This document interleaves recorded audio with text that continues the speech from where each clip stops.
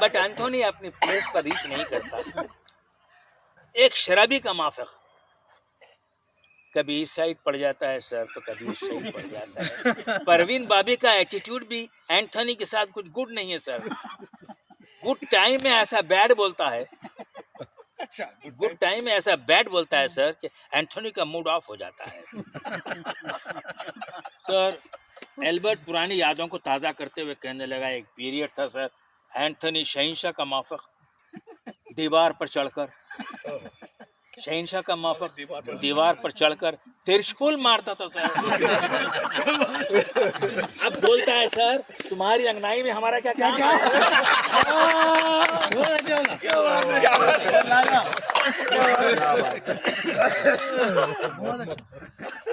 اب بولتا ہے سر تمہاری انگنائی میں ہمارا کیا کام, ہمارا لک خراب ہے سر.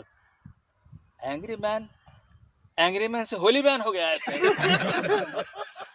کوئی اچھا ٹریٹمنٹ مانگتا ہے سر. اب اینتھونی کا عزت تمہارا ہاتھ میں ہے. حکیم البرٹ ڈسوزا کی کہانی سنتے رہے, پھر سر ہلا کر البرٹ ہی کے لہجے میں بولے کہ don't be so hopeless my dear D'Souza, remove all tablets, take my معجون, حلوہ, گوشتا اینڈ جواری شار. It is hopeful diamonds. My tablet name is Kohinoor and Mughal Azam. Only one after dinner and Mughal Azam at midnight. But honeymoon and the moon and moon and moon honeymoon.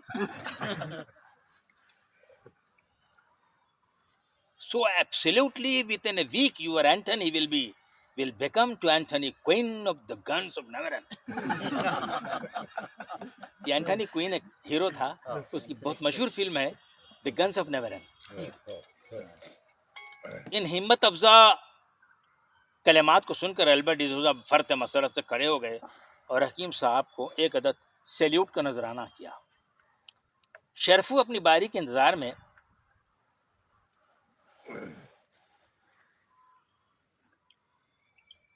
Mirza نے یکایک ابو شیر کی جانب نظر کی.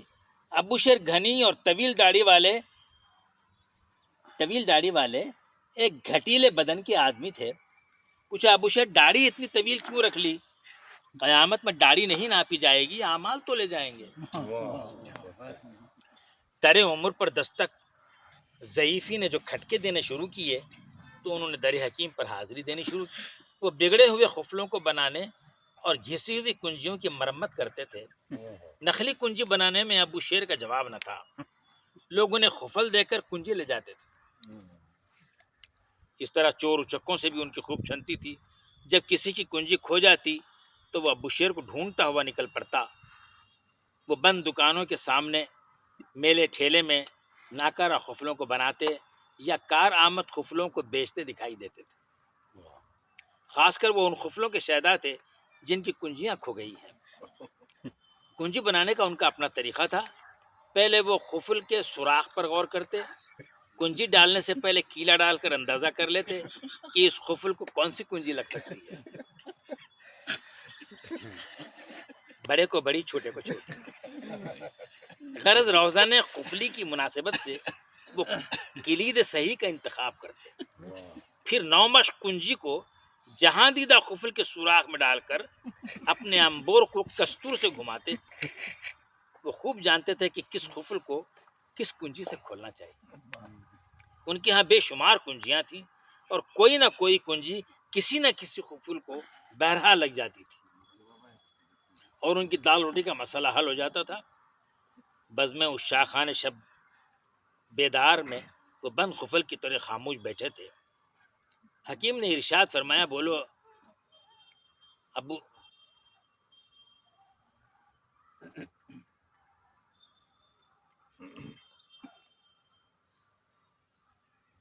کنجی بنا. اچھا.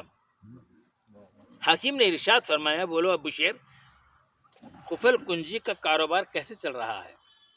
ابو شیر نے اپنی ریش گنجان داڑھی پر دست شفقت پھیرا اور پھر عرض کیا, کیا عرض کروں حکیم صاحب, خفل پرانا ہو گیا ہے, کنجی کے دندانے مار کھا گئے ہیں.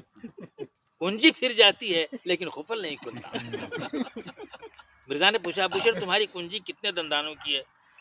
حضور کبھی 5 دندانے ہوا کرتے تھے, اب گھس گھسا کر 2 دندانے باقی رہ گئے ہیں. حکیم نے کہا ابو شیر ہر خفل کی تقدیر میں ایک کنجی ہوتی ہے، وقت بے وقت خفل ڈالنے سے کنجی کے دندانے مار کھا جاتے ہیں، خفل ڈالنے کے موقع ہوتے ہیں، خفل ساز پہلے صبح و شام خفل ڈالتے ہیں، بعد میں کنڈی لگا کر باہر نکل جاتے ہیں، کنجی زیادہ گھمانے سے لیور خراب ہو جاتا ہے، ہر خفل کو مہینے میں ایک آدھ بار آئلنگ کرنی چاہیے۔ تمہارا خفل کتنے لیور کا ہے؟ کہنے لگے جی 7 لیور کا ہے۔ حسب قاعدہ حکیم نے ہوں کی اور فرمایا ابو شیر خفل بڑا ہے، کنجی چھوٹی ہو گئی۔ بڑے خفل کو چھوٹی کنجی زیب نہیں دیتی، کنجی چھپ جاتی ہے مگر خفل نہیں کھلتا۔ جب خفل کھلتا ہے تو خوشی اور خوشحالی کے دروازے کھل جاتے ہیں، دروازے کے دونوں پٹوں کا دار و مدار خفل اور کنجی پر منحصر ہوتا ہے۔ خفل اچھا ہے تو گھر آباد ہے، خفل خراب ہے تو گھر برباد ہے۔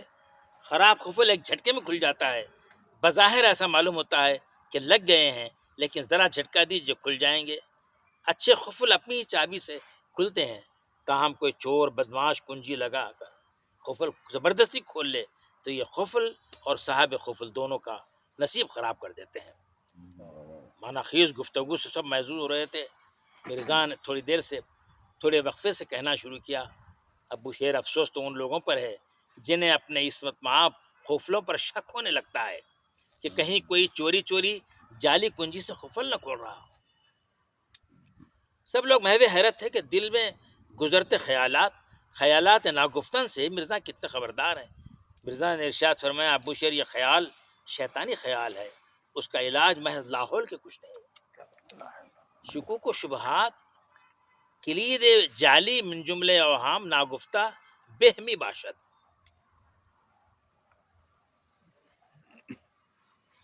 کہنے لگے خیر چھوڑو اس فلسفے کو، لو یہ خر سے گردش ہے دروازہ کھولنے سے پہلے، یہ اتنی فل کلید ہے قفل لگانے کے بعد۔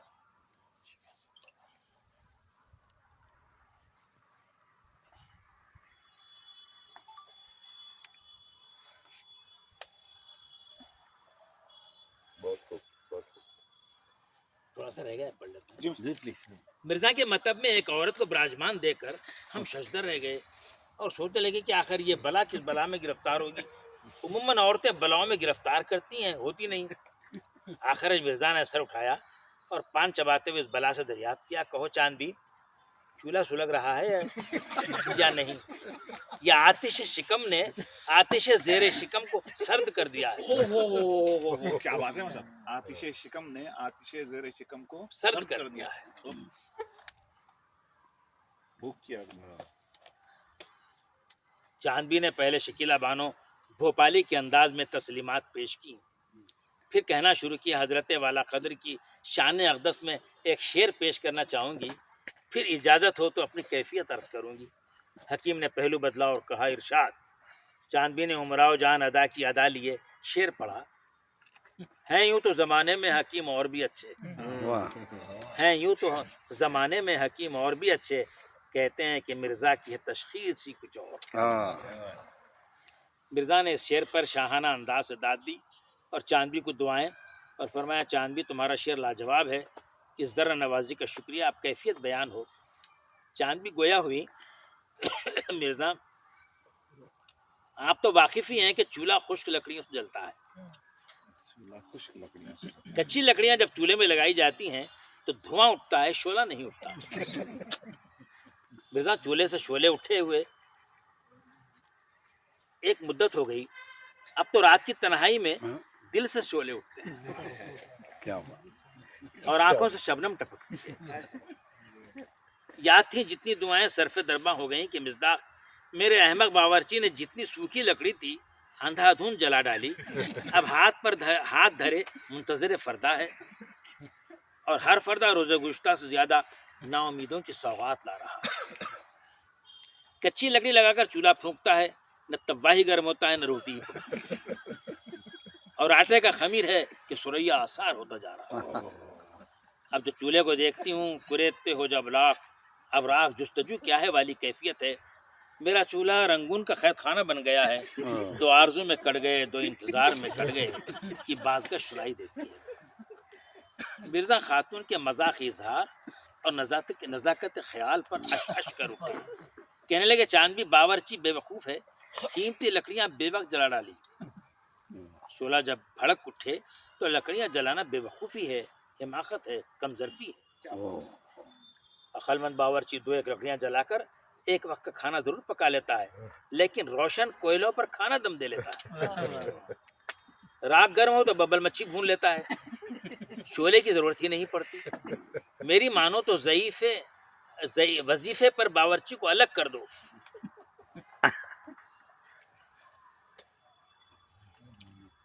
مرزا نے کھنکارتے ہوئے کہا دوسرا کوئی تازہ دم باورچی مل جائے گا. یہ کہتے ہوئے مرزا نے کنکھیوں سے خود اپنا جائزہ لے لیا. خاتون نے فوراً کہا مرزا باورچی پرانا ہے اور وفادار بھی ہے، کئی پلے لکڑی جلا چکا ہے، اب باقی چند لمحوں کے لیے اس کا پلہ چھوڑنا کئی پلے پلہ، کیا بات ہے، پلہ چھوڑنا کچھ مناسب نہیں. اب وہ چولہا جلائے یا نہ جلائے میں اس کا دل جلا نہیں سکتا. وہ چولہا جلائے نہ جلائے میں اس کا دل جلا نہیں سکتا. مرزا نے کہا واقعی ہندوستانی عورت وفا کی تصویر ہوتی ہے، انگریز خواتین تو اپنے چولہے کو بجھنے ہی نہیں دیتی. باورچی کے علاوہ ایک آدھ بھوئی بھی رکھتی ہے. تاہم یہ چولہا بھی عجیب چولہا ہے، جنگل کے جنگل ہضم کر لیتا ہے، ڈکار تک نہیں لیتا. ٹنوں لکڑیاں جلائی جاتی ہیں تب کہیں چولہے میں سے کوئی چولہا برآمد ہوتا ہے یا کوئی باورچی برآمد. تو چولہوں سے چولہے ہی زیادہ برآمد ہو رہے ہیں، کبھی کبھی باورچی بھی جھانک لیا کرتا ہے. بیوی تم جلد بازی میں کچی لکڑیاں چولہے میں نہ جھونک دینا، کچی لکڑی جلانے کی نہیں سکھانے کی چیز ہوتی ہے. بارش غم میں بھیگی لکڑی شعلہ نہیں دیتی، دھواں اٹھاتی ہے. خوشیوں کے سورج کی تیز و تند کرنیں لکڑی کو خشک کرنے میں مدد دیں گی. دل جل رہا ہو تو کبھی لکڑی نہیں جلتی، لکڑی نہیں جلتی تو چولہا بھی نہیں سلگتا، چولہا نہیں دہکتا تو شعلوں سے شبنم ٹپکتی ہے. چاندی اپنے باورچی کو بے سے بہلاؤ، الف سے آرام پہنچاؤ، واؤ سے وقت کا انتظار کرو، رے سے رنگ بھر جاؤ، پھر چیم سے چاندی ہی چاندی ہے. لیکن یا سے یاد الہی بھی ہے، اس سے غافل نہیں رہنا جس نے چولہے بھی بنائے ہیں اور لکڑیاں بھی عطا فرمائی ہیں. آدمی وہی جو ہر لذت پر اپنی لذت دہندہ کو یاد رکھے. ہمیں ہی دیکھو، بوڑھے ہو گئے لیکن جب بھی بیگم ہمیں خوش کر دیا کرتی ہیں تو ہم اپنے ساس اور سسر کی مغفرت کی دعا کرتے ہیں کہ کیا جنت دے کر جنت کو سدھارے ہیں، کیا جنت دے کر جنت کو سدھارے ہیں. تم تو پڑھی لکھی عورت ہو. مولا روم نے کیا ارشاد فرمایا تھا، شکر نعمت افزوں کند، کفر نعمت اسکفت بیروں کند.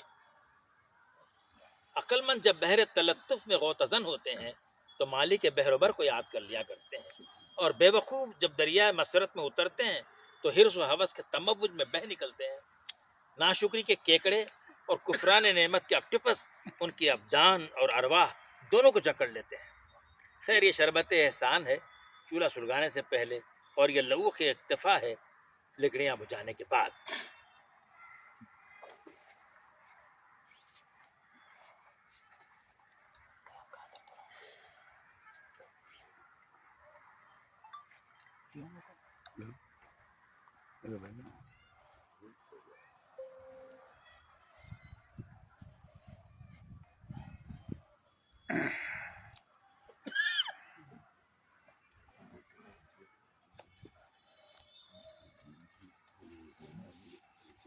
آدھا پیراگراف جی جی جی.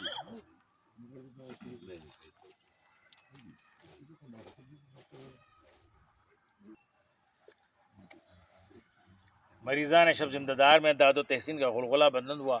ہر جانب سے سبحان اللہ و ماشاء اللہ اور آفرین صدا آفرین کا شور سنائی دیتا تھا. لوگوں کا معلوم ہوا کہ مرزا اردو کے علاوہ فارسی زبان میں بھی ید طولہ رکھتے ہیں اور شعر گوئی کا ملکہ بھی. مرزا سامعین کے حضور جواباً کرسی سے اٹھ کر فرشی سلام بجا لاتے رہے. آخر شاعر کو ایک مرتبان سے کچھ دوا نکال کر دی اور فرمایا یہ لوح لطافت ہے، صبح 2 چمچے دودھ کے ساتھ اور خرس تخیل کے ساتھ، اور یہ معجون بلاغت ہے 2 چمچے خرس تحمل کے ساتھ، اور یہ جوارش فکر ہے نیم گرم پانی سے لے لیا کرنا. جب تک خیال کمال تک نہ پہنچے تمہارے خامہ کوہنا کو چاہیے کہ دوات نو سے دور رہے. بیتاب نے نہایت بیتابی سے ان دوات ان ادویات کو سمٹا اور فرشی سلام گزران کر چلتے بنے، اور پھر حکیم صاحب ایک مرتبان کی جانب جھکے اور اس میں سے ایک چمچہ حلوہ خود استعمال کیا اور کہنے لگے یہ لوخ بے نیاز ہے، اس سے دماغ صحیح رہتا ہے۔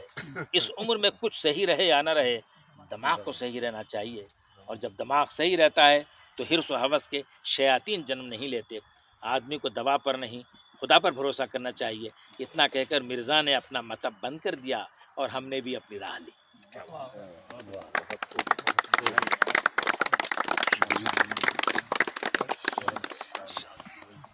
میں بہت شکر گزار ہوں آپ حضرات کا کہ آپ حضرات نے اپنا قیمتی وقت دیا اور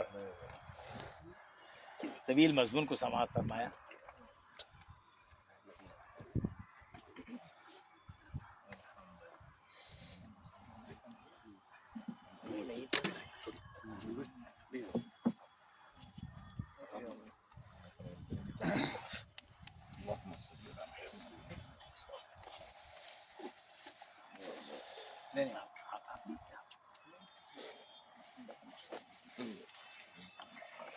ماشاء اللہ جزاک اللہ خیر اللہ صحت دے آپ کو انشاءاللہ۔ फोटो ले लेंगे और एक جی जी